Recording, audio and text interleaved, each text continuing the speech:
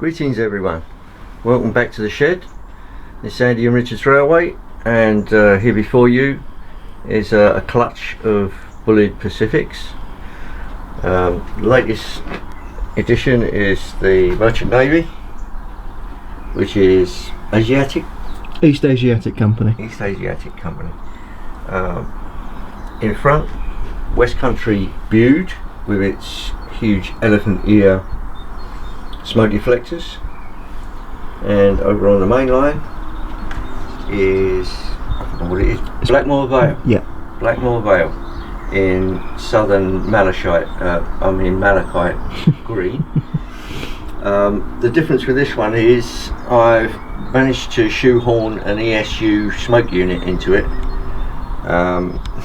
Difficult, unless you're a professional. Don't try it, because it's really difficult. A lot of electronics, a lot of wires, a lot of soldering, a lot of chiseling out of parts. There's a couple of little bits there which have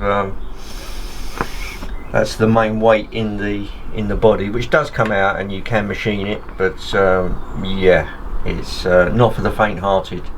But it does fit in there, and I managed to fix it down with using some silicone. I'm not sure the bath appreciated that, but there you go. That's pretty heat proof, so there's enough room in the body to allow air to get around it, so that's not much of an issue.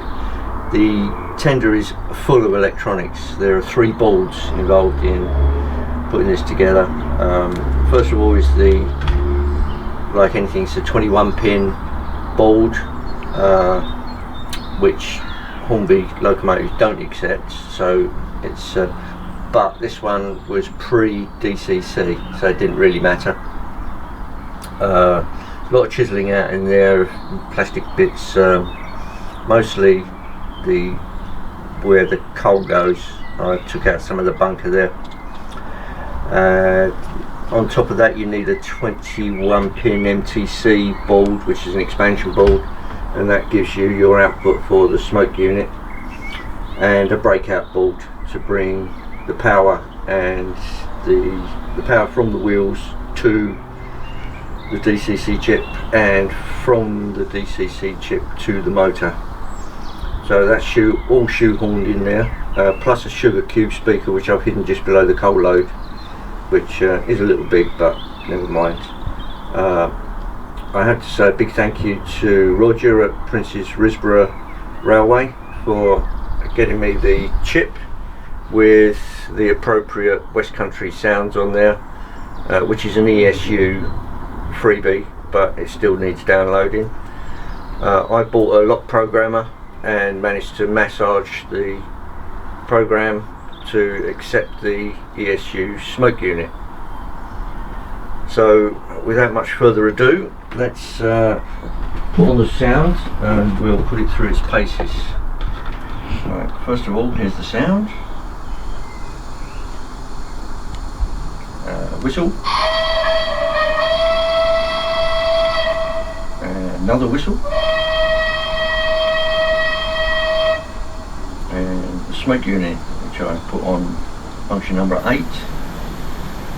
And it should come alive in a couple of seconds,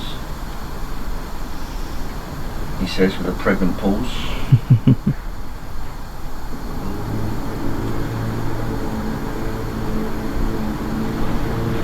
Alright, let's try a few tentative steps.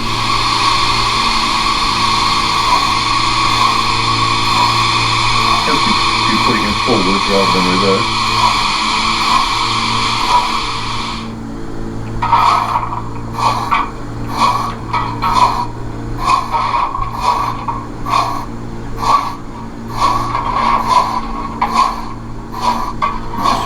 More speed.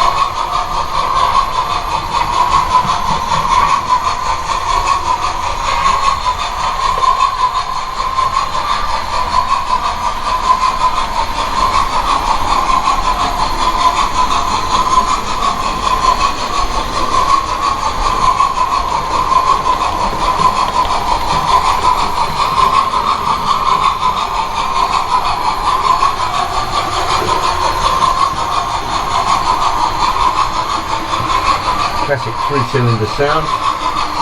You may have noticed that it's 3 chuffs per revolution instead of 6. Otherwise, when the thing's hardly moving, it's going like the clappers.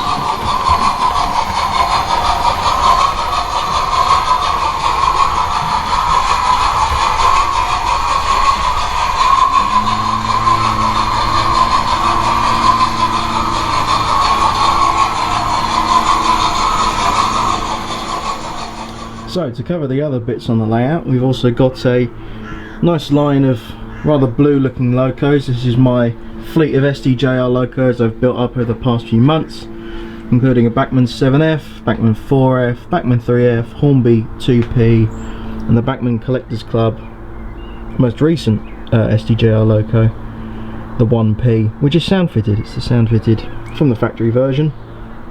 So it's already got a sugar cube in it and an X18 decoder, which I think is a really good decoder because they're so easy to fit. Of course, you can see as well, we've already covered them. The 2 Bulleid Pacifics had booed for a while. East Asiatic is of course brand new. Then we've also got a rake of Network Rail coaches, there for a test train. Cover the locos in a minute. Got a nice little rake of Cole Blackwell wagons. That's a little continuing collection. And we also got a track cleaner. I bought some Royal Mail coaches to make a TPO. They are Western Region numbers because I figured I'd run it with my Grange, which I covered in the last update video, which was ages ago. Speaking of which, the reason I haven't done an update video in so long is because I've had other priorities. I've had to deal with lots and lots of paperwork and a very thorough deadline. But that's all done now, so I can get back to this. The pannier with the London Transport wagons still on the layout. That hasn't moved. I've finally got some matte varnish, so I can finally fix down the weathering on that 3-plank wagon. Looking over to the station, sound fitted thumper, I think we covered that last time as well. Sound fitted 128, covered that last time as well. Mark 1 Govs and a Mark 1 CCT. One of the Mark 1 Govs is new. It's a different number, it's the Model Zone exclusive version of the same livery. And this was a birthday present, thanks Mum and Dad. Class 117 by Backman, sound fitted, fantastic model. Moving to the shed, 37906, sound fitted. It's the Ruston example, of course. A 56, sound fitted with an EM1. Network Rail 97304, sound fitted. 66721, sound fitted. This one I've had for quite a while, only recently did I put the nameplates on, that's why it's on the layouts. Over here we can see a Rapido 16XX. These are fantastic models. I've sound fitted mine with the X18 decoder with Southwest Digital sound, and I also bought a crew to fit to her. This is the weathered example, Vinegar Castle, with the spark arrestor on the chimney, or the Busby chimney as they are calling it. Bulleid Diesel by Kerno, that's also sound fitted from factory. A very nice model. I think it could have had some more acceleration sound effects, I think. Oh well. Blackwell Grange is back on the layout. I'm going to look at sound fitting that. Behind here we've got a 37 engine, which is a resin mould flat wagon, shunters wagon. And in the shed we have, I'm going to take the camera off my hand, which is now thoroughly sweatily glued to it, a pair of Colas 37s. Both of these been sound fitted. 37421 is Coastal sound, 37099 is Jamie Goodman's 37-0 sound, both with a single detailed end. I need to speed match them, and these are the locos I'm going to be using on those test train coaches. As you can see, I've weathered up the ploughs. I think I've done an okay job of it. I've fixed it down with that matte varnish I was talking about a moment ago, since I finally managed to buy it. And I don't think they've turned out too shabby. Now, as you can see here, there's a Backman 94XX. This is the non-sound fitted one, because there's a sound fitted one over here. The running characteristics are ruining the motors in these, so we're waiting for someone to come up with a DCC fix on what CV to adjust to be able to make this not crap itself. I'm hoping on that. And there's a Backman 121 as well. That's covering pretty much everything on the layout. We've had other things, of course. I've also amassed a fleet of Westerns I've detailed. They'll be sound fitted in due course. 2 out of the 5 are. Overall, the layout hasn't changed much. We've just been having fun running our models, and I think that's really what sort of matters in this case. I have bought other rolling stock. I've looked at other rakes. The main thing at the moment for me is not necessarily building up the locos, because we have plenty of them. Still going to buy them, of course. It's not going to stop me. But I think the main thing I need to focus on is rolling stock, which of course is far more affordable than a brand new Merchant Navy. So I suppose with that we better cut back to the Bulleid.